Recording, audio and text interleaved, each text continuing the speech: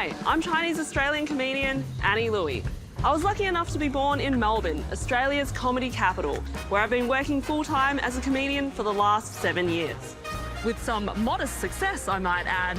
A retiree once told me I was her husband's favourite comedian. I'm turning 30 very soon. I know there's people here who are much older than that.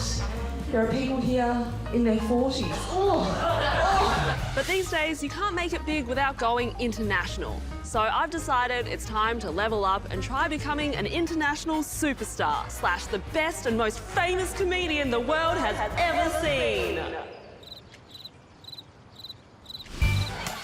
And for many reasons, it makes perfect sense to start exploring my own backyard first, the Asian comedy scene.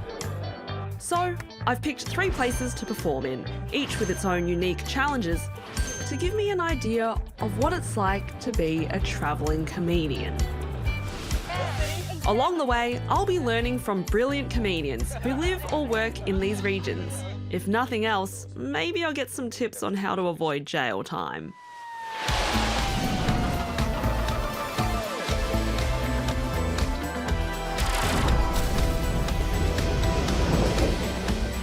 Now, when I'm doing comedy in my hometown, I tend not to worry too much about what I say on stage. But when I'm away from home, it could be a very different story. You're white. You're very white. Yeah, you were looking around like, who, where? Are you ABC viewers? I expected that. I did see that. I did see that coming. Coincidentally, I ran into plenty of knowledgeable comedians visiting for the Melbourne International Comedy Festival. So it's nice to be able to get out there and explore, to see how people live, how people eat, what people laugh at, what people don't laugh at. I think that's the most joyful thing, is just being in a new place every day or every week and finding new people to hopefully entertain. I've seen more places on this planet than I ever thought I would. I can feel close to a room full of strangers who look different every time. So you'll have a great show and you're feeling great about yourself, and then everyone goes home and then you go back to your hotel room and it's just you. It's a very solitary thing. Like for me, I miss my cat that's back home. I have a chronic fear of heights and flying, which is very difficult when you do nothing but flying all the time. Talk to local comedians, and if you begin your show with maybe like a few minutes up top about the local stuff that you've observed, I think that's a great way to win an audience over. Okay, a tip. The joke would be that y'all think I'm Malaysian, but actually, I don't use a bidet. That is so accurate. You can use that. Yeah, I'll send you an invoice. I'll send you an invoice. Invoice. Yeah. All right, enough listening. Time for me to actually do it. Oh, my chauffeur is waiting. Gotta go. I guess that makes me a highly successful international comedian now. Hello? Are we going or what? This is why I asked for a limo. Amateurs. Mum, just drive. I'm already late.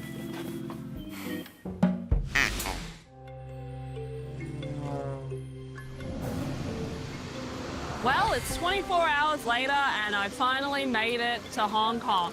I know, it should only take about 9 hours, but I flew budget and slept on the floor of Changi Airport. But let's focus on the positives. This is the city where my dad grew up and where most of the locals look like me. So I feel at home in that sense. But will the audiences accept my Australian style of humour? And is there a line I should be wary of crossing? And like many major cities in Asia, Hong Kong is filled with people from all over the world who often have fascinating backstories. My name is Mohammed Magdi. I produce, perform, and promote stand-up comedy shows in Hong Kong. Used to do it in mainland China.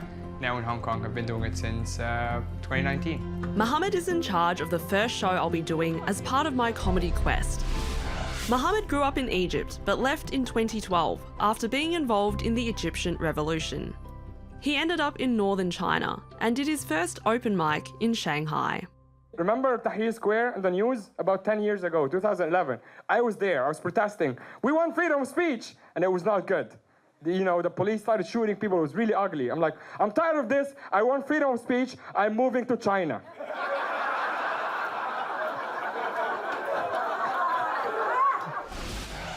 Mohammed was fortunate enough to start a new life overseas, but others may not have had the choice. I call myself a travel enthusiast, but I'm starting to realise being able to travel and to do it as a comedian is not a rite of passage, it's a privilege. As a visiting comedian, I'm not super familiar with what I can and can't say here. Should comedians try to censor themselves while on stage? Honestly, no. For content-wise, no. But I will also say that I ran shows in Shanghai for many years, and we did do that in mainland China. But in Hong Kong, here in Hong Kong, we don't have that. However, we do have the national security law, and you can fall on the wrong side of that. The thing with that law, as many of my fellow comedians here would say, is that it's not very defined. So it's unfortunately means that you will only know once you cross it that you're in trouble. But so far, so good. Mohammed is confident in how to navigate his material here. But I wonder if other comedians feel they can speak as freely. So when you say speak freely, there's obviously different layers to that. The first thing is I've never been a political comedian. How many of you have been living here for at least 1 year or above? Make some noise. Bilingual Vivek was born in Hong Kong to Indian parents and is one of the city's most famous names in comedy. Not to say I'm apolitical, not to say I have no opinion. The point is that comedy for me, because I grew up watching people like Jerry Seinfeld, it was just about general life, observations. So that became my thing. And one day I went home, told my dad, I said, Dad, be honest with me. Are we poor? He was pissed off. He was like, you tell your friends we are not poor. We're cheap. Right? Anyone can be poor. Being cheap is an actual skill. When did you first start doing comedy? Was it Cantonese first or English? No, actually, I started doing comedy, both Cantonese and English, because I saw a comedy competition, and it had an English category, a Cantonese category. So I joined up, and I was like, hey, there's both two languages, I might as well try both. In 2007, I joined both competitions. I won the Cantonese category, got the champion back in that year, and then the next year I got the English champion as well. And then after that, I just been keep doing it in both languages. So obviously not mixed in the same show. It's one English, one Cantonese show. But the good thing is that I've developed a skill now. I can write the same joke, but do it in two languages. I've kind of figured out the nuances of these two languages. And when it comes to Cantonese and your English material, what sort of things are you writing and how is it different?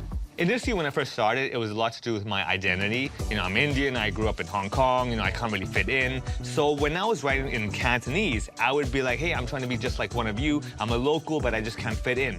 When I did it in English, it was like, hey, you know what? I don't understand this city just like you don't understand this city. People do this, but I guess that's how the game is.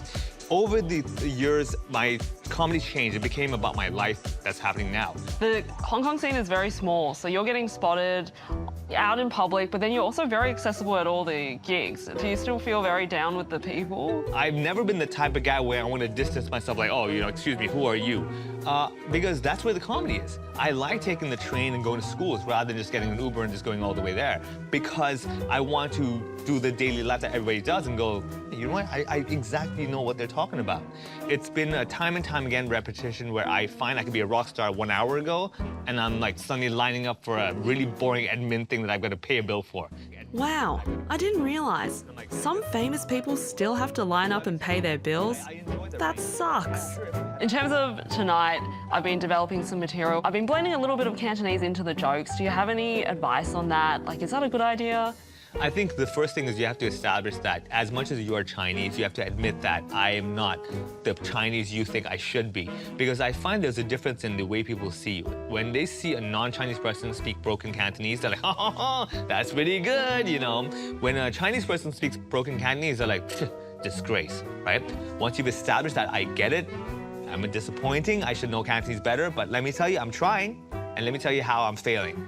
And then people will go along with you. I think that's the key over here. All right, so start from a place of being humble. Yeah. One of the unique things about tonight's show is that it takes place in a food court. Because of Hong Kong's lack of space and love for efficiency, they turn it into a performance venue at night. While the small army of staff are working their magic, I'm catching up in the green room with some of the performers, which is really just a big booth inside the food court. All right, how is everyone feeling about the show tonight? I'm hosting, so you will all know how to feel the moment I get up there. yeah, and you're like, ooh. There are some like big shows where you're like, all right, I got to pressure. Or like if I travel, I'm doing a room for the first time. Yeah. And you're like, all right, a little nervous, will I get my jokes? But like home turf is like easy. Home turf is like just going to the gym, same routine. You're like, I know my workout. Before shows, it's pretty standard to find comedians chatting about what material they'll be doing on the night, especially any new bits they want to try. What are you nervous about, or what are you working on? I've just arrived here, and even though I speak a dialect at home, it's not similar enough to Cantonese to give me any kind of advantage. So me is like learning about a new culture, and people look at me and they probably think I'm an idiot. Even though I feel a bit out of place in Hong Kong, everyone at this table has probably felt that way too, at some point. I'm trying to talk about how, like, as I get older, I feel like I'm becoming more and more Chinese. Because, like, I was born in the States, I'm from Hong Kong, but I got China in my blood. Like, I'm pretty sure when my mom was pregnant with me, her ultrasound, I was, like, in this position, all right? Like, proper squat, feet flat down, this is proper position. It's getting closer to showtime, so I better grab some last bits of advice before we begin. Have fun. Always try to have fun on stage. Yeah. Yes. If comedy's not fun, then don't do it. Just make sure that you find common ground with them. It's like, hey, whatever you notice here is like, hey, didn't you notice? Even if it's just the weather. Actually, as simple as, hey, it's been raining for the last 2 or 3 days. You're like, oh yeah, she's one of us. She noticed the same things that we notice. I'm from Melbourne, it rains all the time, so Yeah, we got there a you go. bond. Yeah, exactly. You can literally say that. It's like, hey, I'm from Melbourne, it rains there too. They're like, oh yeah, she's like us. Cut to me bombing. Exactly. It's time to get ready for the show, which for me means cramming jokes in my brain like I'm studying for an exam, doing some stretches and a few vocal warm-ups. Let's get some light on my brown face. Oh, there we go. We have a fantastic lineup tonight for comedy just for you to enjoy. But yeah, this is my real accent. I'm not faking it. Yeah. I'm not like a racist or like Uncle Roger, okay? Then I found that when you can speak Cantonese, you no longer need to speak English, okay? Because it's such an efficient language. For example, I never need to say things like, excuse me, you know, I'm sorry. You don't say that stuff anymore, because in Cantonese, it's such an efficient language. One day, bumped into a guy. I wanted to say, I'm so sorry, my apologies. My brain sent the English signal. It went to my mouth, immediately translated to Cantonese. Instead of saying, I'm so sorry, my apologies, my mouth said in Cantonese, which is simply, We won't read the news differently from everywhere else. We read the news like everywhere else in Asia right now. Everywhere else, people are like, please no typhoon, please no typhoon. Hong Kong, we're like, please be Monday, please be Monday. Guys, this isn't even a joke. Next time we get a Sunday typhoon, we should get Monday off, right? Wow, the weather stuff really works, huh? Well, it's too late to write new weather jokes because now it's my turn to jump on.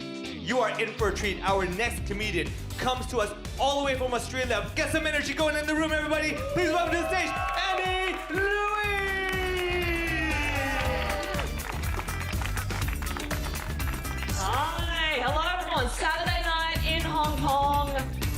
Who's having a drink tonight? Give me a cheer. Whoa, all right, big night out, awesome. Yeah, I'm trying to get better at Cantonese. So I've been practicing, I'm trying really hard, except my broken Cantonese is always met with the same reaction. One, they immediately switch to English, and not only that, the first thing they ask is, are you from Singapore? Yeah, you might go, oh, they're probably just curious. They're not curious. It's a straight up an insult, because I know how much you all hate Singaporeans, okay? I know that for a fact. So I started looking at how I could improve my Cantonese. I bought a Cantonese phrase book, and I looked at the chapters, and there are quite a few interesting ones. You know, you'd expect to have chapters such as going shopping or counting. There was a chapter that I saw that intrigued me a lot. It said, talking about your feelings. Yeah, I'm Chinese, okay? I know we do not do that. I was so curious, I flipped straight to the page, and as I expected, it was blank. No, just kidding. There was one phrase on there. It was... So I guess Hong Kong taxi drivers just have a lot of feelings, don't they? So My set wasn't totally clean, and these are the tamest parts we could show you. But basically, all of my new jokes worked. Yes! Wasn't that fantastic? Oh, comedy is live and kicking here in Hong Kong. But what did the punters think? I'm from Hong Kong. I grew up here, so I appreciate that there's bilingual jokes and it's a fun time. I'm like new to Hong Kong, so I hadn't heard like any Hong Kong comedy. I really enjoyed it. I was pleasantly surprised with how funny I found it, a lot of it, yeah. I guess we're really tired from work, so we just need a good laugh and a good night.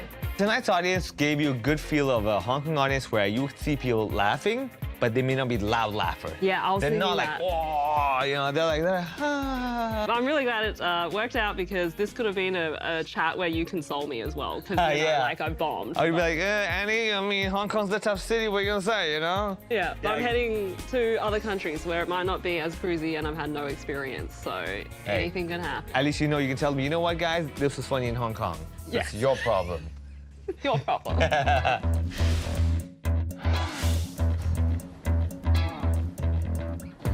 Last night, I ran out of time to chat to one of the comedians on the show, so I'm meeting her for dinner at Temple Street. Maitri Karanth is an actress, philanthropist, and one of the only professional female comedians in Hong Kong. She did her first open mic here 10 years ago. They say when you first start, you either get hooked on it or you never want to do it again. Yeah. So it sounds like it was positive enough that you wanted to keep going. Completely hooked on it.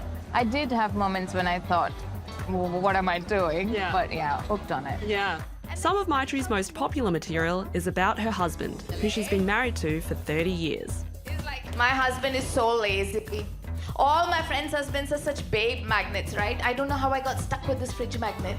Have you ever had to battle some of those ideas of what you should be at your age or, you know, with your background? How do you combat that? No, I haven't. I'll be honest with you. From the day I started, I saw it as I was reminded by other people about my age, my weight, etc. But I didn't feel it myself. I just went boom, boom, boom, doing all the things that I wanted to do. In the past, Maitri has performed all across Asia, including South Asia, for comedy. So India is very interesting. Bombay was great, but they still can't. There is a difference between an Indian comedian throwing some Hindi out there, doing some, lines in Hindi, even if it's an English comedy show. And then there is a comedian who is a foreigner. So I'm in between. My accent's changed a little bit as well, and so they can't place me. They don't know where to place me. So I think that is something I'll have to work on if I do more gigs in India. And even though you can be traveling and on the road doing comedy, what makes you want to stay here, just performing regularly here? So for comedy, yes, I do sometimes feel a bit stifled because I've done so many one-woman shows now, for example, and there is a lot of material, but also there is only so much audience that is coming in, right? So I want to spread my wings and I want to go outside. I want to try Australia. I want to try US. I want to try different, countries. But I mean, for life, Hong Kong is home. Like other comedians I've chatted to here, Maitri might not be ethnically Chinese, but she certainly feels like she belongs and is free to be her most authentic self. And judging by last night's performance, thanks everybody, I've been Annie Louey, you've been great! The city has embraced me too. Now it's on to my next stop, where I might need to tread a little more carefully when it comes to race and religion.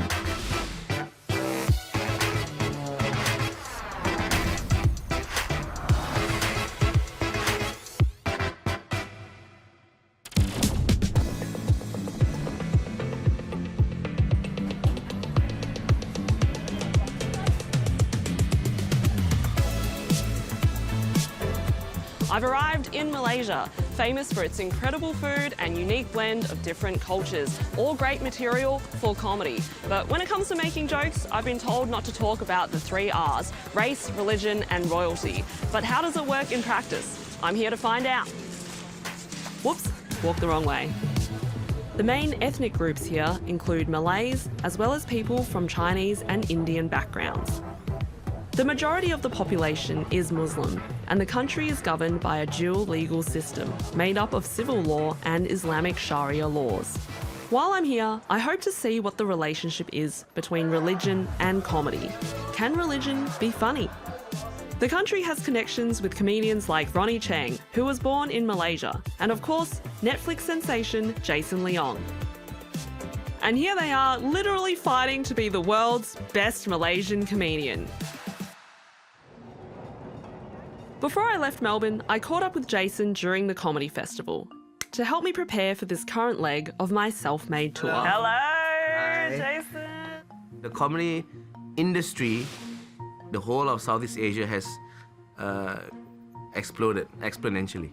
We get a lot of international comedians coming in, performing. So these are A-listers or very seasoned international artists who bring in a very much more sophisticated type of stand-up. The appetites have become more nuanced. You can't really get away with the usual Malay, Chinese, Indian joke. You got to bring something better. So what kind of examples can you give me about non-race-based humour that I can try to incorporate into my material? So stuff like traveling, dating, interracial dating, that's a big one. This is going to be very helpful for me because you're mentioning things I already have in my set. So it sounds like maybe I don't need to change anything. Sometimes big international news like politics, that helps. Like presidential elections, this politician screwed up. The best bang for your buck is you got to go to the center of Kuala Lumpur, eat at a local but popular dining place, like a restaurant. Eat like our siu yok, char kway teow, or the mamak stalls run by Tamil Muslims, and you can have like prata, roti canai, and just eating our food, you can get to know a lot about us.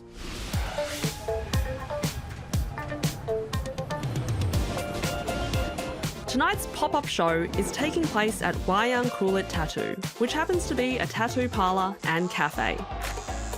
Just Jokes is a show run by comedians Mahia Najati, Zulfadli Zulkifli and designer Antonia Trevelyan, who organise shows at unconventional locations all over Kuala Lumpur. How have you seen things evolve since you started? There's been changes politically, I feel, about how people in Malaysia perceive comedy. And how much risk do you feel is on you being the person who is publicly booking and promoting the shows?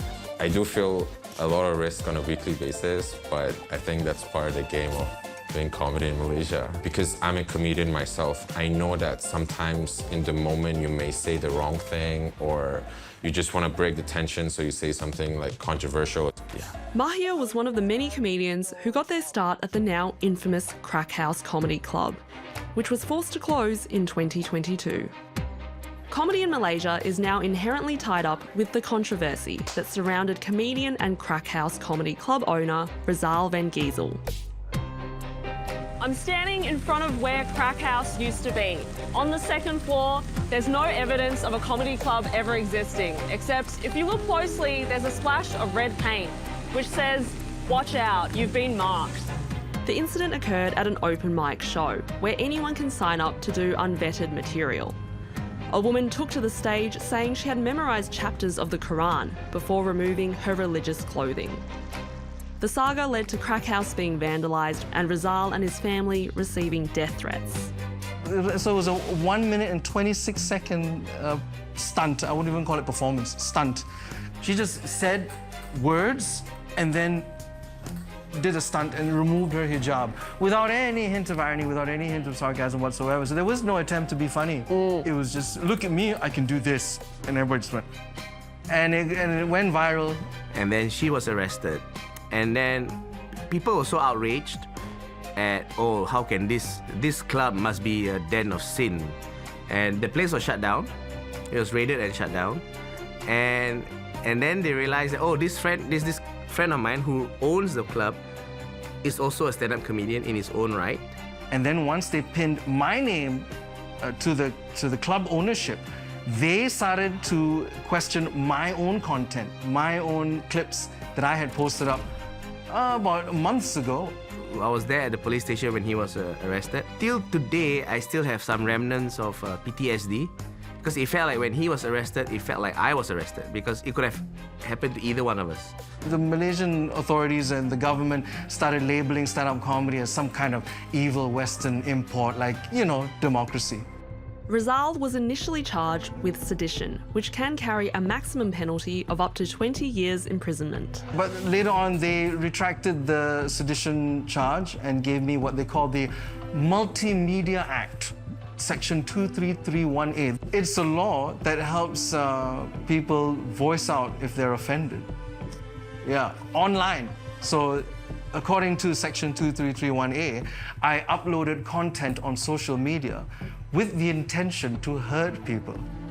Right. If you want to talk about what the whole thing really was, it's nothing to do with censorship. It's more about the toxicity of social media and how a minority are always given the loudest voice. In Malaysia especially, in the cinema, everything is censored. So people come to a live show, they don't want comedians to censor themselves. When it comes to comedy, Rizal has been to hell and back. Previously, he was considered cancelled, but it hasn't stopped him from pursuing his dreams.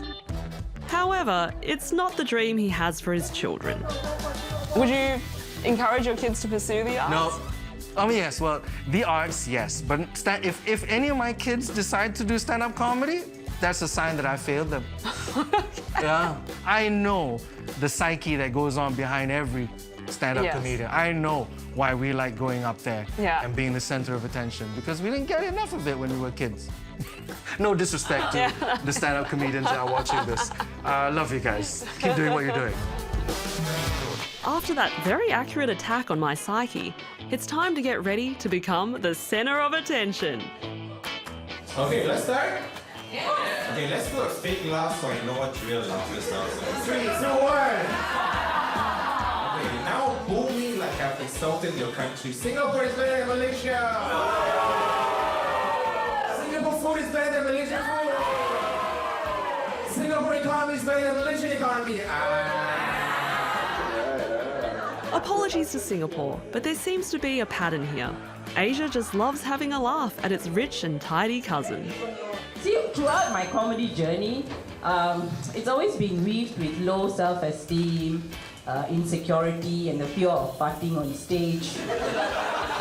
I'm old. I mean, things get loose and out of control, cannot be helped. I have autism. So you're literally watching a comedy special.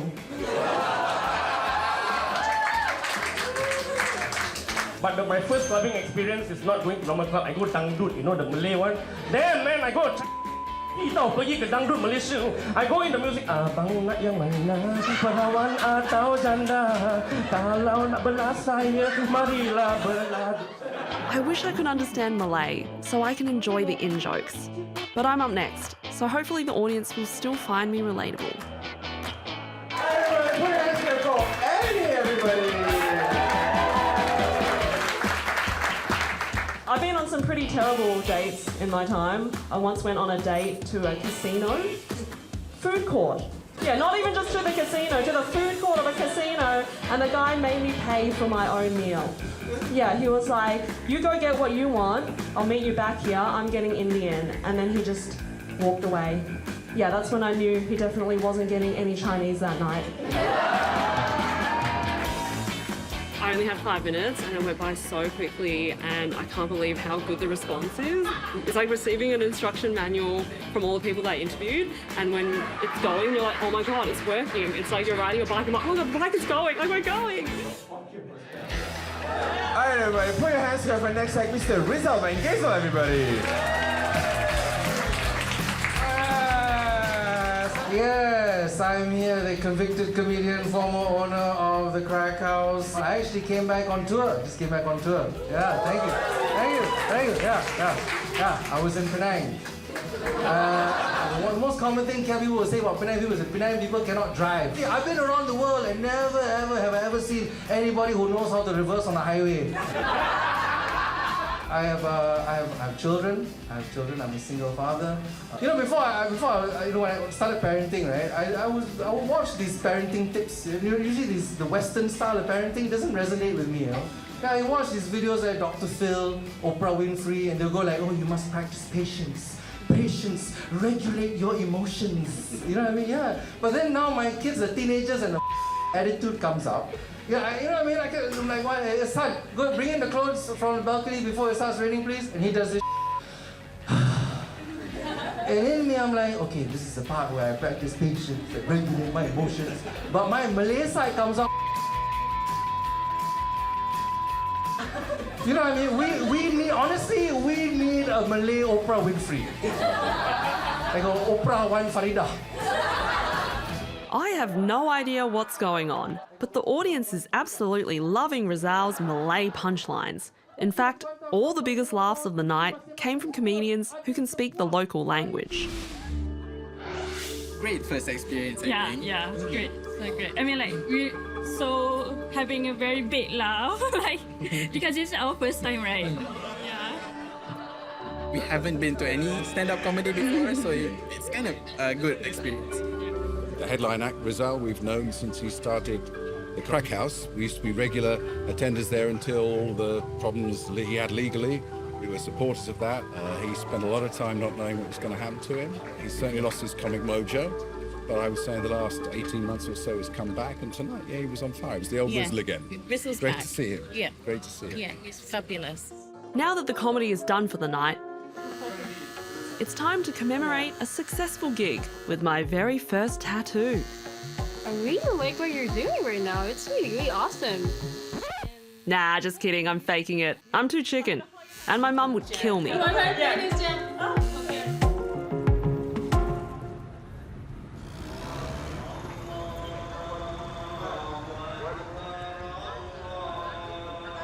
Although his fans might think the old Rizal is back, the comedian has changed in many ways since 2022. After the comedy club shut down, he became more involved in his faith. He says that delving deeper into the teachings of Islam helped him heal and move forward. Rizal is also excited that we happen to be here on one of the biggest weekends of the year. The country is celebrating Hari Raya Haji. So he kindly invited me to join him at a local mosque. If I want to take part in the celebrations, I'm going to need one of these.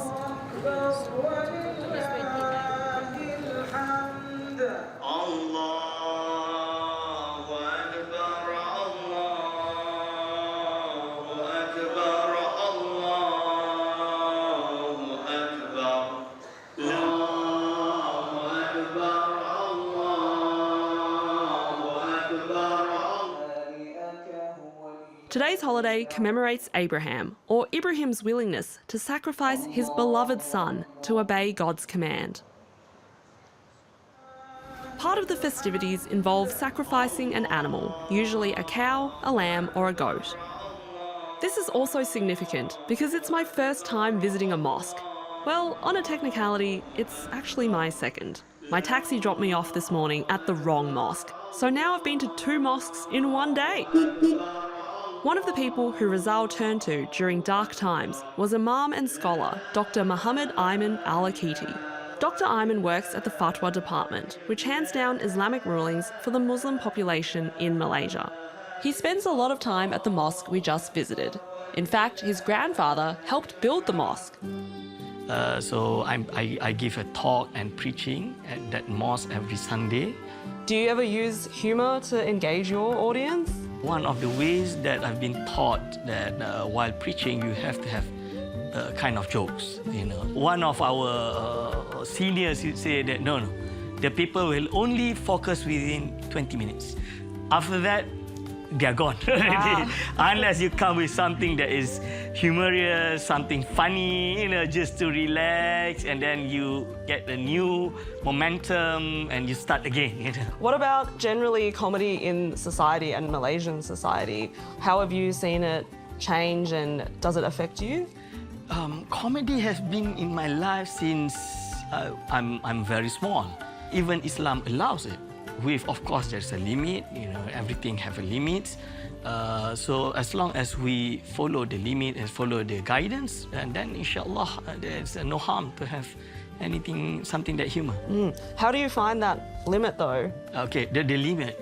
So for example, yes, you can have, you can make jokes, yes, but make sure the comedy, the jokes that you make, there is no, all the bad words, accusation, insulting, to disrespect to anyone.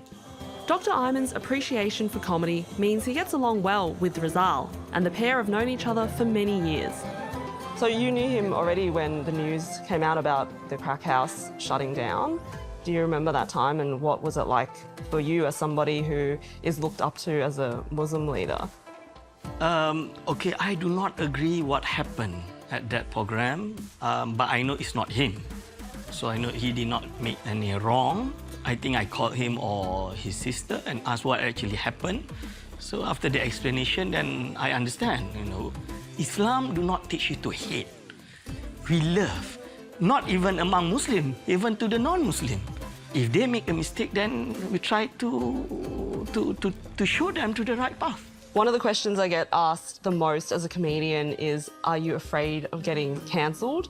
And I wanted to get your advice. How do I proceed in my line of work without fear of this kind of punishment from society? This does not only happen to the comedians, but also happen in every subject or every, industry. For example, in preaching, in Islam, where you do the da'wah, it happened to some of my friends. Even a few days ago, my friend, which he did not make any mistake, but he was accused of, spreading fake hadiths, fake Prophet ﷺ sayings or something, which he did not even say is this Prophet saying, it's a scholar say it. But he still get that, that negative response by the society actually. It's not actually society, it's mostly fake accounts. I thought being cancelled or causing offence was a showbiz-specific problem. But Dr. Ayman is right. It could happen to anyone who has a public platform, even preachers. I definitely feel a sense of calm after talking to Dr. Ayman. He reminded me not to live in fear of being cancelled, because the world, and even religion, needs humour.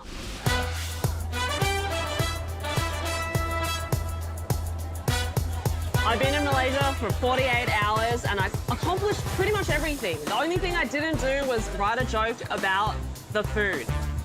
It's too hard because everything here is seriously good. I can't find anything funny about it. It's just delicious. I'm sorry. You want some stingray? Please. Oh, and you can't come to Malaysia without trying one of the most joked about fruits in all of Asia, the durian. Sweet, gassy goodness. I feel like I'm betraying the durian because it's actually very nice. When I first arrived, the advice I got to not joke about the 3 R's, race, religion and royalty, sounded intimidating. But in practice, it was still possible to find the funny, especially when these topics are handled by experienced comedians. Next, we're heading somewhere that has an even greener comedy scene, but is still brimming with potential.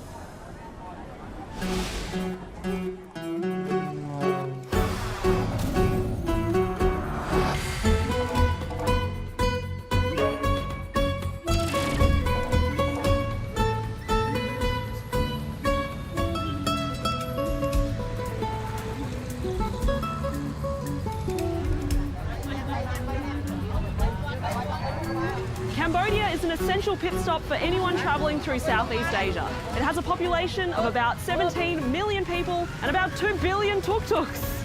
Tuk-tuk. Here's my ride.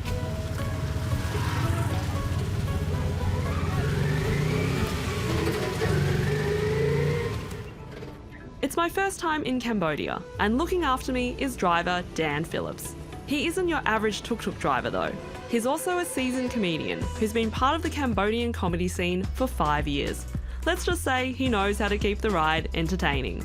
Dan, tell me, how did you end up owning a tuk-tuk? I actually bought it so I could pick up comedians from the airport. You must be the only comedy company that has one of these in the world? Probably are, yeah. What's your favourite thing about comedy in Cambodia? I like that we perform to a lot of expats because you have multi-nationalities in the room, so there's always some piece of somebody that you can pick upon. According to Dan, comedy here is often performed to an expat audience. But I'm curious to know, what do local Cambodians think is funny? And what is it like when they take the mic? Hello, Lang. Hi, Annie. Nice to meet you. Yeah, welcome to Phnom Penh. Thank you so much. I'm meeting Len Lang, a Cambodian native, freelance journalist and budding comedian who plunged into stand-up just 1 year ago and hasn't looked back since. Shall we get coffee and take a walk? Absolutely, let's do it. With the Mekong River flowing next to us and an iced coffee sweating in my hand, Leng told me this was her favourite hangout spot. You come here every day? Yeah, I love running in the rain as well. Oh. So much inspiration, so much energy. I just saw there's someone swimming in the river. Yeah. Is that normal? Yes, very normal. You know, if you come in the morning, it's more people, like the whole group, maybe 20 to 30 of them. Do you write jokes? Yeah. On the way while you're thinking and running? I do. So you run along the river, think about stereotypes and ways to make fun of the city? Exactly. And the people. Yeah. The area next to this particular part of the Mekong is developing rapidly. This ancient river now flows alongside construction sites and trendy shops. When you think about the Cambodian people, what sort of words come to mind for you? For Cambodian, I would say resilient, because, you know, through generations, we have different turbulence, and I get endurance, first of all, from my parents. Leng comes from a farming family who live in a rural town in Tabong Kum province. Her parents have first-hand experience of the struggles and horrors of the Khmer Rouge era. I grew up were not encouraged to express myself so much.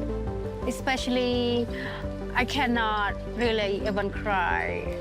When I do comedy, I start to see, you know, the differences between the culture, the West and Asians and the East, Growing up as a second-generation Chinese-Australian, I also lived in a household where vulnerability was rarely shown. My parents, like Leng's, endured plenty of hardship, surviving the turmoil of war and political unrest, including the Cultural Revolution. In a way, both Leng and I have turned to comedy as a form of therapy. When did you first start? How did you get interested in comedy to begin with?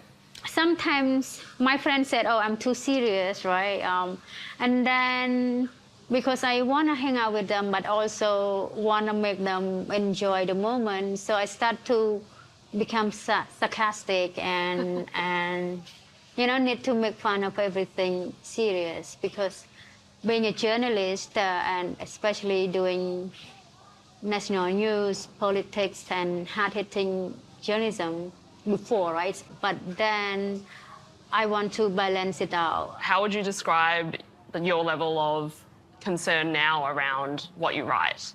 For comedy, I still have room to control. Control means I understand my audience, who my audience. Like one time, and then they not allowed to film and, you know, publish anything. It's like happen only once. They buy the ticket to see the shows.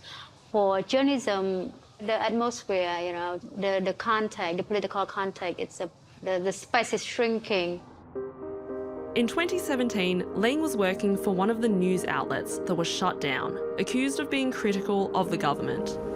On the day the opposition party was dissolved in November 2017, Leng was attending a public hearing as an ordinary citizen when she was arrested and detained for 10 hours. But that day there was like a high, very like intense security. One of the men told me that I don't have press pass, so I would not be allowed to be there. All right, so it was very scary because you didn't know if you were going to get released that day. Exactly. Yeah. That day, you know, during that time, there was like, on that same day, one foreign journalist, a European journalist, got detained at the Interpol police. And the day before that, the two local journalists was detained So at the same time, journalism is shrinking, but the comedy seems to be getting bigger here, right? Is that something that inspires you? Comedy-wise, expanding, but it's more like, it's kind of a culture for the expat.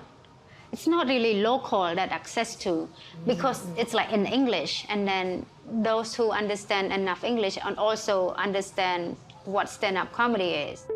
Leng hopes that one day there will be a local scene for comedians speaking Khmer. Have you found what your voice is on stage yet? I'm not sure if I have found my voice yet. I just start to do a random thing, but basically anything involved with my life, like Western people, a lot of stereotype, a lot from locals, because we got French protectorate for 90 years, so we address any white people as barang, because barang is French, but it's synonymous with white people. What does your family and friends think about? I don't think my parents know that I'm doing comedy. Really? Yeah. You've never told them about your hobbies? It's a loser job. Yeah, maybe that can be the title of your first solo show, Loser Job. Do you think that the sense of humour is very different in general? Yeah, I cannot be funny in front of my parents. I need to be proper. Right, yeah.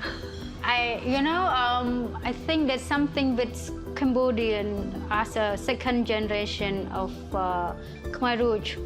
I think we still have got PTSD. My parents, they were very young during Khmer Rouge, like they're 5 or 6, 7 years old. But I think, to me, that's how I read it. That's how I read them. Like, they don't express themselves. Yeah. Comedy is my hobby. It's like a way, to me, it's very therapeutic. It was incredibly interesting to hear how Lang managed to discover humour and expression later in life. She was encouraged by friends and mentors, including Sam Thomas, who runs workshops and comedy shows as part of Comedy in Cambodia. He's also the MC for tonight's show. I'm an English teacher, but my favourite hobby is stand-up comedy. His original plan was to stay in Cambodia for just a short while, then go to France to teach. But somehow, he never left. I fell in love with Cambodia, and the rest is history. Tell me a bit about how the scene got started here. So it started in a very grassroots way. There was just a man who was very passionate about comedy named Dan Riley, who started organizing professional comics to stop by Cambodia on their way between Bangkok and Saigon. But unlike other scenes where you have the stage to teach you, we only had maybe like 1 gig a month. We were also always trying to involve new people in comedies. We eventually started teaching the comedy course. That's not because we consider ourselves to be masters of comedy with this great wisdom to bestow. Like, the stated objective of the course is to get you started in comedy, and we joke that because we have all gotten started in comedy, We're now qualified. we are qualified to teach this class. I tell them, one day you, like me, could be someone who has done comedy before. Yeah, really set the benchmark low, right? And what do you think makes the Cambodian scene set itself apart from the others? That's a good question. I would say that the intimacy of this community comes through in the scene. When you go to an open mic in Cambodia, it feels like a showcase. Because we have fewer shows, they're more precious. So they perform such well-crafted material. I feel like the level of effort that goes into it is much higher. Okay, so I should really bring my A game tonight because everyone sounds really polished. I was just gonna go up there and read off my phone. You were gonna phone it in, literally? Literally. While researching the country's history, I learned about some traditional forms of Cambodian comedy. You're fluent in the local language. Do you think there'll ever be a scene for comedy in Khmer? I really want there to be. And I have already started writing jokes in Khmer. And I think that would really get comedy to catch on with the Cambodian people if they could watch it in their native language. Yeah. I speak Khmer. I've been at it so long, I've started trying to learn how to read and write. Yeah, right? When I first got here, I was like, wow, we gotta do something about this literacy rate, right? Because it was 77%. Now I'm trying to learn to read and write. I'm like, we gotta do something about this alphabet. 77% is amazing. Considering it has literally the largest alphabet in the world, you need a master's degree to read a newspaper. There aren't enough jokes out there about life in Cambodia. If we have more of those, people will be happier, frankly. Also, doing stand-up comedy is really good for the soul. I think that everybody has at least 5 minutes of stand-up inside them waiting to come out. It's such a beautiful way of self-expression. Cambodians need comedy for the same reason that everybody does.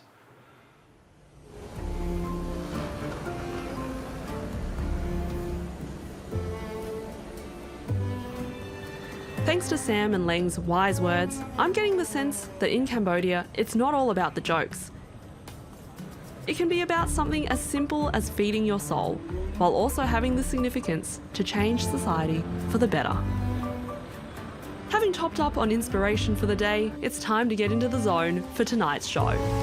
I just got to the venue and found out that they've relocated to a new place, so we're going to be on the first show ever to be performed here. I'm a bit nervous about the material that I wrote because I only have about 4 jokes. I've been in the country for 24 hours and I have no idea if it's going to be relatable at all. With the audience settling in, it's time for our MC to kick things off. And here's your host for the evening, Sam Thomas! How many people here are Cambodian? Give us a cheer. How many expats are here? Give us a cheer if you're an expat. Ooh, as predicted, quite a large number of expats are in the crowd. And Sam delivers with some language jokes. Let's give a cheer for the Khmer language, everybody. I love it. There's so many words in the Khmer language that sound like you forgot the word and you're just trying to explain it. Right? Like the word for tongs is pradap kiap, which means tool for grabbing. So you go to the market and be like, oh, I'm sorry, I need like a tool for grabbing. And they're like, tool for grab? Wow, you already learned tool for grabbing. Yeah, get this guy a tool for grabbing. Good for you, man. All right, ladies and gentlemen, make a lot of noise to welcome from right here in Cambodia, Line Leng. Leng gets up first with a short 5-minute set showing a lot of potential for more gags featuring her news knowledge. Last week in Kampong Jam, my hometown, on its front page news, policeman caught 2 men steal chicken. Front page news, you guys. So proud. At this point in the night, we're going to welcome a special guest to the stage.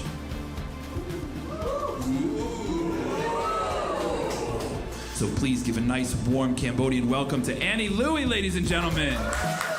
Now it's my turn, and I'm starting to feel pretty good, having seen how nice the audience is. This is my first time here in Cambodia. My family lives in mainland China, and I paid them a visit recently. And great news for Australians, because we can travel there without a visa now. We can just be tourists. And in the past, I had to apply for a family visa, and that's when they give you 3 months, which I think is so wrong, because if you've got family in a country and you declare that, they should make your visa shorter, not longer. Right? Oh, we are so sorry. You have to hang out with your family for 3 months? Actually, we'll give you 5 days. Next. Yeah, where are you from? Person who chatty Cathy? You're English, yeah. I can relate to what you just said because I went back to England in 2022 for a week and then stayed 6 months. Great, do you want to come up here and you do the rest of the 7 minutes? This was a riveting story, I gotta know the ending. So this is the type of foreigner Leng had told me about. The Barang. Great. Yeah, this man's colonising this comedy room. That's great. Yeah, I have noticed that everyone likes to talk about the traffic here, apparently. I've been told don't do hacky jokes about the traffic. But is anyone addressing the footpaths? Because I feel like you understand what a footpath is in theory, but in practice, you don't believe in them. So I'm going to let you in on a secret. I thought I'd written an original joke about the footpaths here. But later on, Sam used the exact same premise, and his joke was way more in depth. I was like, so you know, the sidewalk in other countries is the place where you walk on the side of the road. But for us here, this is where we keep piles of sand, stacks of bricks, restaurants. Not surprisingly, it's an advantage to spend more time in the places you're trying to joke about. Thank you all so much for coming. Have a wonderful night, and we'll see you again soon. Cheers. We just finished the show and it was really good. Some of the stuff that I thought would go really well didn't go as well as I planned, but then some things in the moment that I just came up with went really well. So that's the nature of comedy, I guess. I really liked that people could relate to each other even though they're from different parts of the world.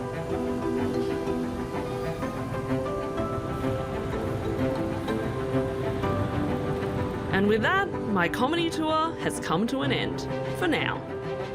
It's been an eye-opening journey, filled with laughter, lessons, and the occasional faux pas. I was blown away by the diverse perspectives comedians bring from all over the world. In Hong Kong, the comedians come from so many different backgrounds, but all find a way to feel a true sense of belonging. In Malaysia, beneath the apparent taboos of the 3 Rs, I gained a deeper understanding of how to navigate race and religion in comedy.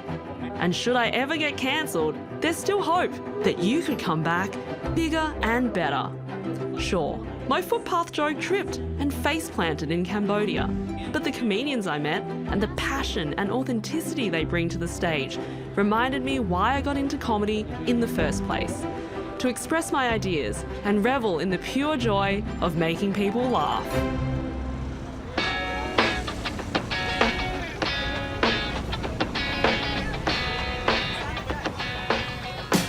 After all that exploring and performing, I think it's time for me to rest up before my next gig, wherever that might be.